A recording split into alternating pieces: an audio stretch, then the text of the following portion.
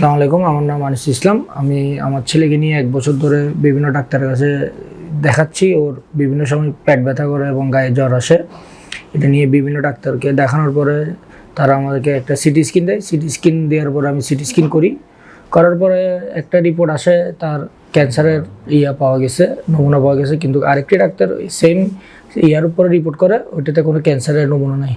এরপর আমি এটা নিয়ে একটু চিন্তায় থাকি। এরপর আমি সুরমান আলী স্যারের কাছে আসি বিভিন্ন মাধ্যমে। আসার পরে স্যারের সাথে যোগাযোগ করি, স্যারকে দেখানোর পরে স্যার এটার উপরে একটা করে আমাকে একটা বায়োপসি করতে বলে।